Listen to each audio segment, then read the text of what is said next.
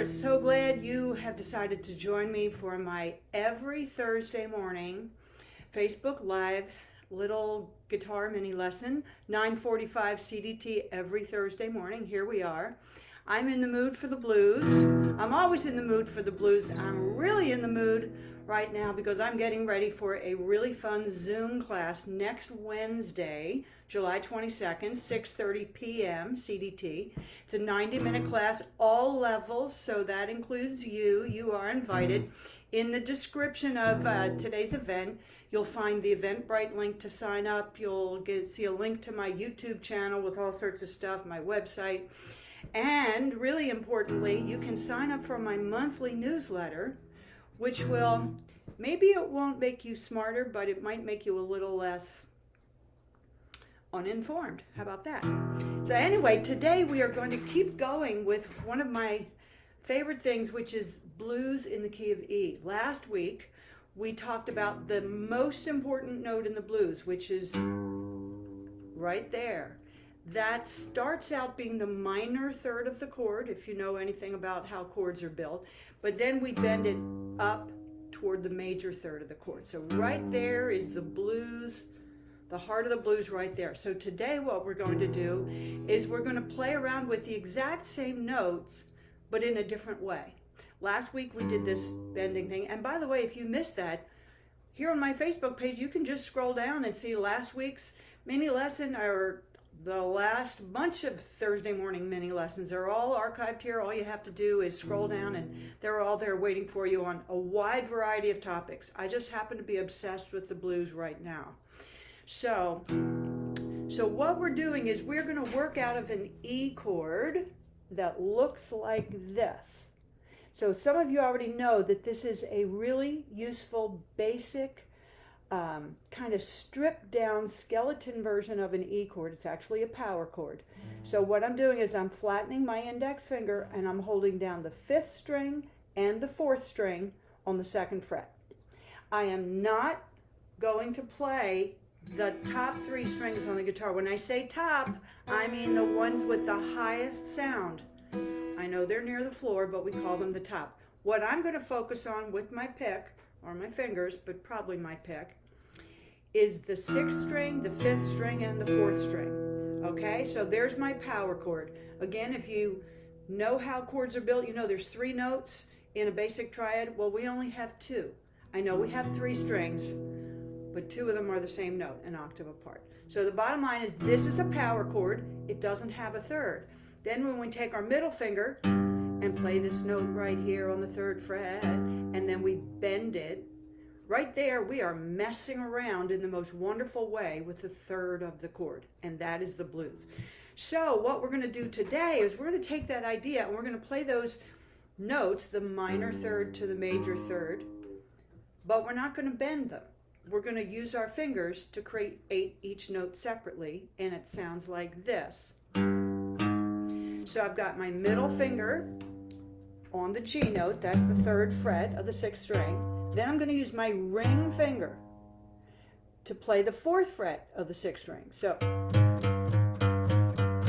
okay, so I got those 2 notes. This one's the minor third and that one's the major third, and those 2 together, that's where the blues lives, right there. Okay, now if you've never done anything like this, you might have a little trouble stretching your ring finger. But just keep working on it. Just think of it as yoga for your fingers, okay? The first time you do a yoga position, you might think, well, that's never going to happen. But you just patiently keep doing it. And it's amazing what your body can adapt to if you just give it a little time and consistent effort. And it doesn't take as long as you might think. So keep working on that. Your ring finger is a little bit handicapped. He's not as strong and independent and dexterous as the middle finger. But we need him, so we need him to step up to the plate. So just encourage him a little bit. He'll be okay. So how are we going to use this? Well, let's put it in the context of the blues. I'm just going to do sort of a slow blues sitting on my E chord for a minute. I'm going to go 1, so maybe you know, if you know anything about the blues, that when we play the blues, we usually start out with 4 bars on our 1 chord, okay? And while we're singing, that works just great. You know, I woke up this morning,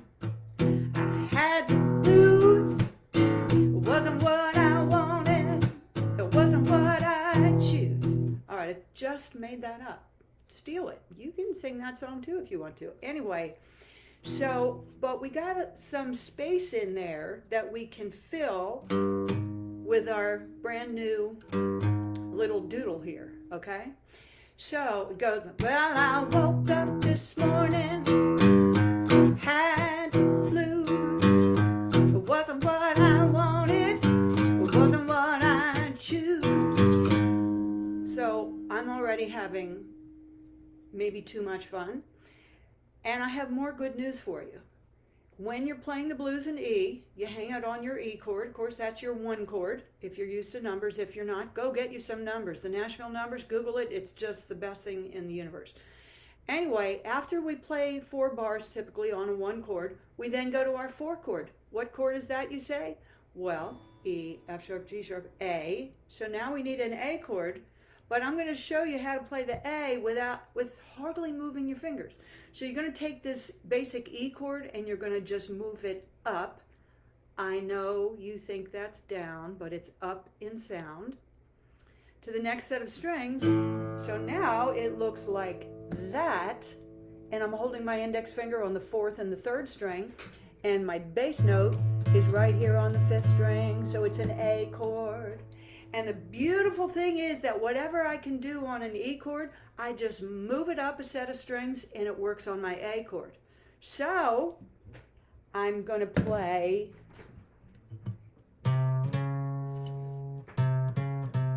on my A chord.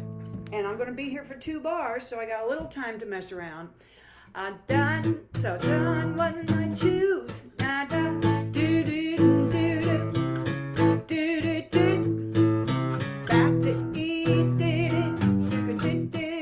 Then I need a 5, that's B. I don't care how you play that, B7 is fine. A.